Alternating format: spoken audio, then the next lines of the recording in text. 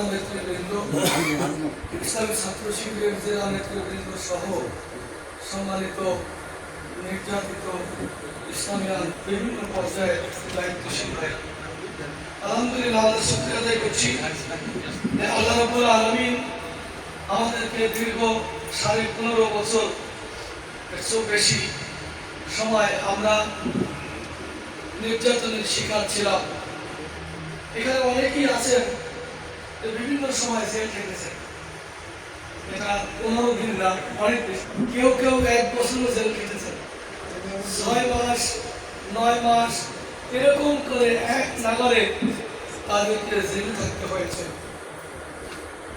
অসংখ্য দিন যারা ফ্যামিলির সাথে দেখা করতে পারেনি, সন্তানদের সাথে দেখা করতে পারেনি, স্ত্রীর সাথে দীর্ঘদিন দেখা করার কোনো সুযোগ ছিল না, এরকম একটা সময় আমাদের গিয়েছে। এই 15 বছরে বাংলাদেশ জামাত ইসলামীর অনেক ইতিহাস রচনা হয়েছে। আপনারা জানেন বাংলাদেশ জামাত ইসলামের শীর্ষ পর্যায়ের নেতৃবৃন্দদেরকে অন্যায়ভাবে ফাঁসি দেওয়া হয়েছে। এই আমলে অনেক ইতিহাস এই আন্দোলনের।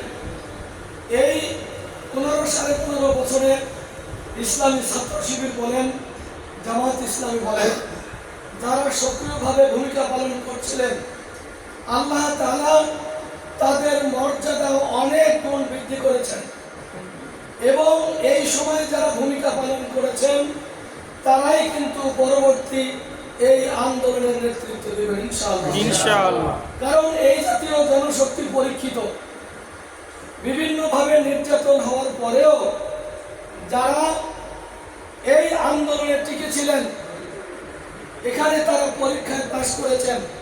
সুতরাং জামাত ইসলামী বাংলাদেশের ইসলামী ছাত্র শিবিরের নেতৃত্ব খুঁজে বের করার জন্য একটি এমন ইতিহাস এই 15.5 বছরে রচনা হয়েছে। এই আন্দোলনের জন্য নেতৃত্ব খুঁজে বের করা সহজ হবে ইনশাআল্লাহ। এখানে যারা আপনারা উপস্থিত, আপনারা এই বিভিন্ন পর্যায়ে দায়িত্ব পালন করছেন। এই দায়িত্ব পালন করতে গিয়ে আমাদেরকে অনেক নির্যাতনের শিকার হতে হয়েছে। সম্মানিত ভাইরা, এখন আমাদের কি কাজ? আমাদের এখন কাজ, আমাদের ভাইরা বলেছেন যে ইসলামী আন্দোলনের যে হাইসিয়াত, এটা আমাদের জানতে হবে, এটা আমাদের বুঝতে হবে এবং এটাই আমাদের অন্তরে লালন করে মানুষের সাথে আচরণ করতে হবে। যেই দলকে দীর্ঘদিন আমাদের উপরে নির্যাতন করেছে, আমাদের নেতৃবৃন্দদেরকে হত্যা করেছে, যখন তাদের পতন হয়েছে এরপর থেকে এই বিষয় নিয়ে আমাদের তাদের সাথে আর কোনো শত্রুতা নাই। যারা নেতৃস্থানীয় পর্যায়ে রয়েছেন তাদের বিচার এই সরকার যাদের যাদের করা দরকার, আমরা বিশ্বাস করি তাদের বিচার ধারাবাহিকভাবে হবে ইনশাআল্লাহ। শেখ হাসিনার পতনের আগে, এই সম্ভবত 3 দিন আগে, তিনি জাতির কাছে প্রশ্ন করেছেন, আমার পতন চাই, আমার বিদায় চাই, আমি কি অপরাধ করেছি? কত বড় জালেম! এত মানুষকে যিনি হত্যা করেছেন, শহীদ করেছেন, এই আন্দোলনে 1000-এর উপরে পর্যন্ত যে রিপোর্ট আমাদের কাছে আছে, যুবকদেরকে হত্যা করেছে। এরপরও বলে আমার অপরাধটা কি? এরা কোন ধরনের মানুষ? এদের বিবেক বলতে কিছুই ছিল না।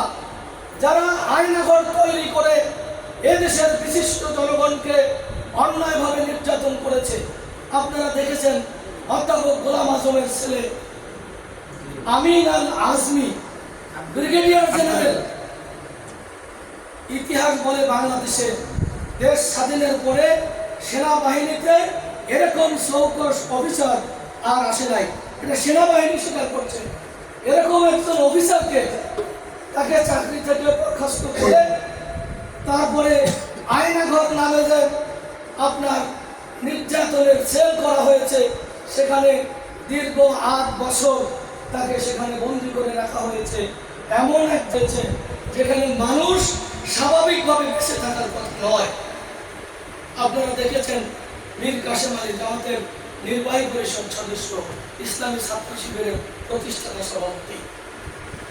তার ছেলে ব্যারিস্টার, তাকেও ঠিক ব্যারিস্টার আরমানকে ঠিক একইভাবে নির্যাতন করা হয়েছে। এবং শুধু ওনারাই নয়, অসংখ্য মানুষকে করা হয়েছে। শেখ হাসিনাকে শুধু আয়না ঘরের এই যে তার নির্যাতন, এই ধারাবাহিকতায় তার বিচার হওয়া উচিত, তার ফাঁসি হওয়া উচিত। ছাত্র সমাজ বিশ্বাস করি যে তার বিচার না হওয়া পর্যন্ত ছাত্র সমাজ থেমে যাবে না। আমরা দেখতে পাচ্ছি তার বিচার হতেই হবে, তার বিচার হতেই হবে। আমরা আশা করছি তার বিচার হবে ইনশাআল্লাহ, তিনি সেই পর্যন্ত বেঁচে থাকেন। আসুন এখন সাধারণভাবে আমরা সকল মানুষকে ক্ষমা করে দেব। আল্লাহ রসুল ক্ষমা পছন্দ করতেন, তিনি ক্ষমা করে দিয়েছেন। আমরা সেই রসুলের উম্মাদ, তিনি আবার সবাইকে ক্ষমা করেন নাই। যাদেরকে বিচারের কাঠ করায় দাঁড়ানো করা প্রয়োজন তাদের বিচার করেছেন, কিন্তু বাকিদেরকে তিনি ক্ষমা করে দিয়েছেন। আমরা সেই নীতিতে বিশ্বাস করি। আমরা এই এলাকায় এমন কোনো কাজ করব না যেখানে আওয়ামী লীগ সহ অন্যান্য দল সকলের সাথে আমরা ভালো সম্পর্ক রক্ষা করে চলব। আমরা আসলে বিজয় অর্জন করা আমাদের বড় কথা নয়। আমাদের বড় কথা হলো আমরা যে কাজটা করছি এই কাজের মাধ্যমে আল্লাহ সন্তুষ্টি অর্জন করা। আর আমাদের কাজে যদি আল্লাহ অসন্তুষ্ট হন তাহলে কিন্তু সম্মানিত ভাইরা এই আন্দোলন করে আন্দোলন লাভবান হলেও আমরা ব্যক্তিগতভাবে লাভবান হব না। সুতরাং এই যে বিষয়টা আমাদেরকে খেয়াল রাখতে হবে। আসুন, যেই আন্দোলনের আমিরে জামাত জীবন দেয়, শীর্ষ পর্যায়ের নেতৃবৃন্দ জীবন দিয়েছেন, ওই সময়ও তাদের আচরণ আপনারা জানেন। জেল সহ সরকারি কর্মকর্তাদের সাথে তাদের কি আচরণ ছিল, তাদের আচরণে তারা মুগ্ধ হয়েছেন। যারা তাদেরকে ফাঁসি দিয়েছে তাদের সাথেও তারা কোনো খারাপ আচরণ করেননি। সুতরাং আমরা আমাদের আচরণ দিয়ে সমাজ বিপ্লব করতে চাই। আমরা এই বর্তমানে সাংগঠনিক দুটো কর্মসূচি নিয়ে আমরা কাজ করছি। প্রথম হলো ভিন্ন ধর্মাবলম্বী তাদের কাছে যাওয়া। তারা কিন্তু আতঙ্কের মধ্যে আছে, তারা ভয়ের মধ্যে আছে, তাদের মধ্যে আতঙ্ক সৃষ্টি করা হয়েছে যে এই দেশে বাংলাদেশ জামাত ইসলামী, ইসলামী ছাত্র শিবির সংখ্যালঘুদের উপরে নির্যাতন করে, তাদের ঘর বাড়িতে আগুন দেয়। আমরা যখন তাদের কাছে গিয়েছি, একজন হিন্দু এটা বিশ্বাস করে না যে বাংলাদেশ জামাত ইসলামী, ইসলামী ছাত্র শিবির এই কাজ করতে পারে।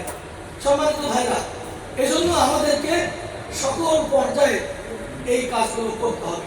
দ্বিতীয় কর্মসূচি হলো এই আন্দোলনে যারা নিহত হয়েছেন, আহত হয়েছেন, নিহত পরিবারের খোঁজ খবর নেওয়া, সাধ্যমতো সহযোগিতা করা।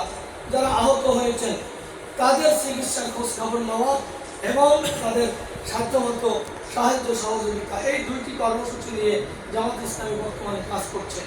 আমরা